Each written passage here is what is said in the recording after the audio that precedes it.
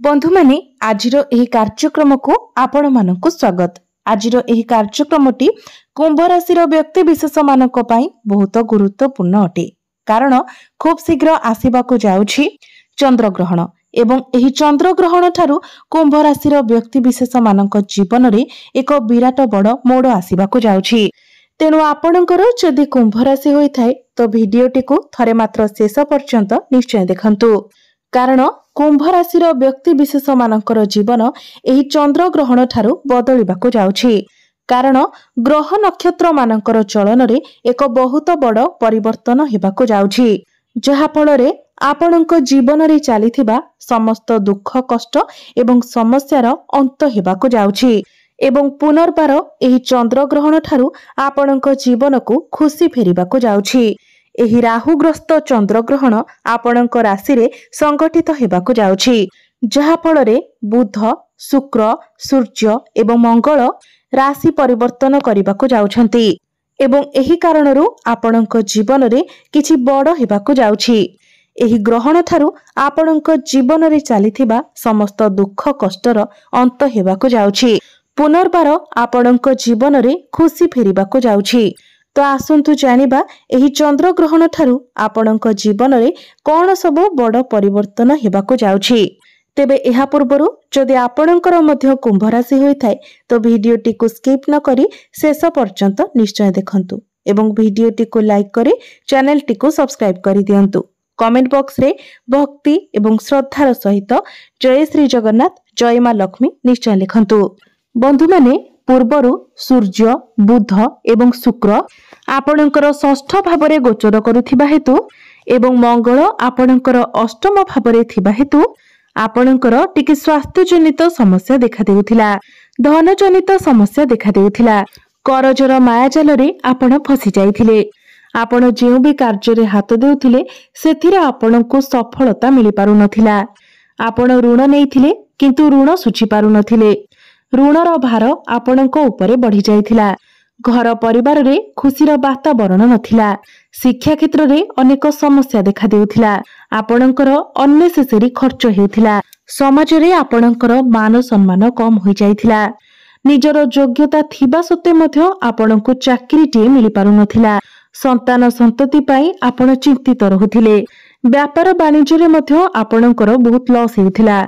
प्रेम जीवन रे मध्य अनेक प्रकारर समस्या देखा देउथिला। तो एभली जहा भी किछि समस्या आपणक जीवन रे चालुथिला ताहा वर्तमान दूर हेबाकु जाउछि। एही चंद्र ग्रहण ठारू पुनर्बार आपणक जीवन को खुशी फेरिबाकु जाउछि। आपणक जीवन रे नूतन सूर्योदय हेबाकु जाउछि। बंधु माने एही ग्रहणटी आपणक राशि रे अर्थात कुंभ राशि रे संगठित हेबाकु जाउछि, जहा फल रे पूर्वरु आपणकर जहा भी किछि स्वास्थ्य जनित समस्या लागि रहितला वर्तमान ताहा दूर होई जिवो। बड़रु बड़ रोगरु मध्य आपणको मुक्ति मिलि जिवो। आपण निजको स्वास्थ्यवान अनुभव करिवे। एही चंद्र ग्रहण परे आपण निजर स्वास्थ्य प्रति निजे ही यत्नशील होई जिवे। योग व्यायाम प्राणायाम इत्यादि करिवे। बंधु माने शुक्र आपणकर सप्तम भाव को चलन करिवे। सूर्य एवं बुध मध्य आपणकर सप्तम भावरे चलन करिवे, जहा फल रे जो व्यक्ति विशेष माने व्यापार वाणिज्य करूछंती से माने निजर व्यापार वाणिज्य रे उन्नति देखिबाकू पाइबे। एही ग्रहण ठारू आपण किछि नूतन व्यापार वाणिज्य मध्य आरंभ करि पारंती। बिजनेस रे आपणकर कस्टमर बढ़िबे।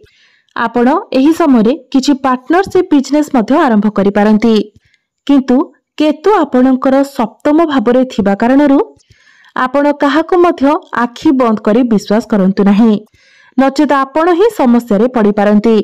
आपणकर डेली इनकम बढ़िबो। आपणकर फाइनेंशियल ग्रोथ हेबो। आपण कोनोसी स्थान रे पूंजी निवेश करी लाभवान होई पारंती। बंधु माने सप्तम भावटी होई थाए आपणक वैवाहिक जीवनर भाव। तो पूर्वरु आपणकर वैवाहिक जीवन रे जदि कोनोसी प्रकारर समस्या लागि रहितिला, आपणक मध्यरे मनांतर मतांतर होइतिला, कोनोसी भी वैचारिक मतभेद होइतिला, तो से सब किछि दूर होई जिवो। आपणक मध्यरे बुझामणा भल रहिबो। ताळमेळ ठीक रहिबो। आपण निजर भूल को बुझी पारिबे। आपणकर पार्टनर मध्य निजर भूल को बुझी पारिबे। तो आपणक मध्यरे बुझामणा बहुत भल रहिबो। भल पाइबा मध्य रहिबो। मोटामोटी भाव कहवाक गले आपणकर वैवाहिक जीवन सुखमय हेब। आपण दुई जण मिसी किछि फैमिली प्लानिंग करि पारंती, कोनोसी बड़ डिसिजन नै पारंती। गुरु आपणकर पंचम भावरे नक्षत्र परिवर्तन करिथिबारु जे दंपति माने संतानर कामना करुथिले, संतानर इच्छा रखिथिले, तो एही ग्रहण परे आपणकु संतान प्राप्ति योग मध्य खोली जाउछि। तो निश्चित भावरे आपणकु संतान सुख मध्य प्राप्ति हेबो।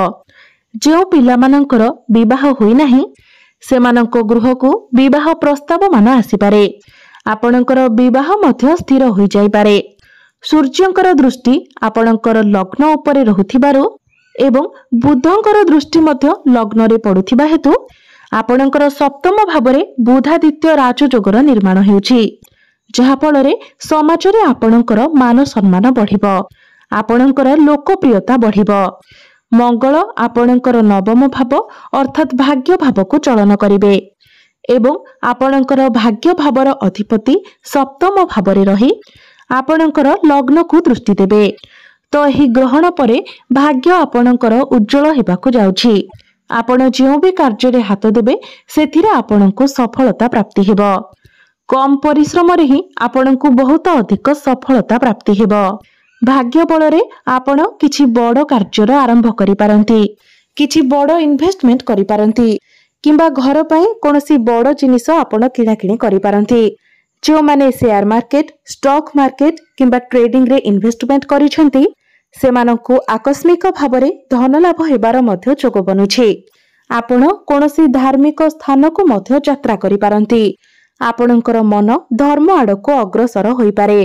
आपण किछि भूमि, प्रॉपर्टी, जमी बाड़ी किंबा नूतन गृह इत्यादि निर्माण करि पारंती, किंबा नूतन जानवाहन आदि क्रय करि पारंती। पैतृक संपत्ति आपणको लाभ मिलिबा सहित पितांकर साहाय्य सहयोग आपणको प्राप्ति हेबो। कोनोसी गुप्त स्रोतरु आपणको धन प्राप्ति हेबो। दीर्घ दिन धरी अटकी रहिथिबा समस्त कार्य पुणी थरे आपणकर चालू हेबाकु लागिबो। मंगल हेउछंती आपणकर क्यारियर भावर अधिपति, तो आपणकर क्यारियर भावर अधिपति होई आपणकर भाग्य भावकु चलन करिवे। तो भाग्य बଳରେ आपण आपणकर क्यारियर रे बहुत अधिक उन्नति करिवे। विशेष कथा हेउछि जे जो माने बेरोजगार अछंती, जो माने दीर्घ दिन धरी चाकरी रो अपेक्षा रे अछंती, सेमानंकु नूतन चाकरी मिलिबार बहुत अधिक संभावना बनुअछि। पूर्वरु जदि आपण चाकरी करिसेंती तेबे प्रमोशन हेबार जोग बनुछि। कोनोसी एमएनसी कंपनी रु आपणकु जॉब ऑफर आसी पारे, आपणको पाखकु नुआ नुआ काम आसी पारे। आपण निजर क्यारियर रे समस्त टार्गेट को मध्य अचीव करि नेबे। आपण आपणकर काम कार्य को नै विदेश यात्रा मध्य करि पारंती। गुरु आपणकर पंचम भावरे पुनर्वसु नक्षत्र रे चलन करूछंती, तो एही ग्रहणर प्रभाव गुरुंको उपरे मध्य पडुछि। पंचम भावटी होइथाय शिक्षार भाव, प्रेम जीवनर भाव। तो आपणकर प्रेम जीवन रे पूर्वरु जदि कोनोसी प्रकारर कଳି झगड़ा मनांतर मतांतर लागि रहिथिला किंबा आपणक मध्यरे कथावार्ता बंद होई जाइथिला, तो से सब किछि पुनर्बार ठीक होई जिवो। आपणक मध्यरे पैचअप हेबार मध्य संभावना बनुछि। जे माने सिंगल अछंती सेमानंको नूतन पार्टनर मध्य मिलि पारंती। आपणकर भल पाइबा विवाहर रूप मध्य नै पारे। आपणक मध्यरे संपर्क मजबूत हेबो। आपणक मध्यरे तालमेल बहुत भल रहिबो। शिक्षा क्षेत्र रे आपण बहुत अधिक उन्नति करिवे। एही ग्रहण परे जदि आपणकर कोनोसी एग्जाम रहिछि, कॉम्पिटिटिव एग्जाम अछि, प्रतियोगिता मूलक परीक्षा अछि, तो सेथिरे आपण निश्चित भाबरे उत्तीर्ण हेबे। आपण किछि उच्च शिक्षा करिबाकू बाहरकू जाई पारंती। आपणकर मन पाठ पढ़ारे लागिबो। आपण निजर शिक्षा क्षेत्र को नै किछि बड़ डिसिजन मध्य नै पारंती, किंबा किछि बड़ परिवर्तन मध्य आपण करि पारंती। शनि आपणको कुंडलीर द्वितीय भावरे थिबा कारणरू मजबूत अवस्थारे थिबारु एवं आपणको राशि रे शनि 7.5 अंतिम चरण चालुथिबारु धीरे धीरे आपण निजर धन रे वृद्धि देखिबाकू पाइबे। चतुर्दिगरु आपणको धन प्राप्ति हेबो। आपणकर बैंक बैलेंस बढ़िबो। घर परिवार रे खुशीर माहौल लागि रहिबो।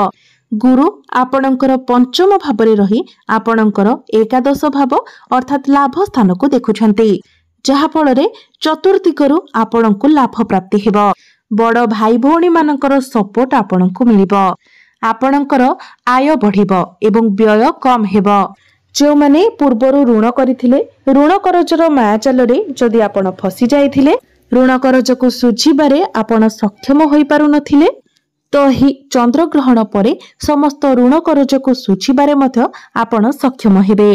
कोर्ट कचेरी रे जदि किछि मामला आपणकर लागि रहितिला तो सेथिरे आपणकर विजय हेबो।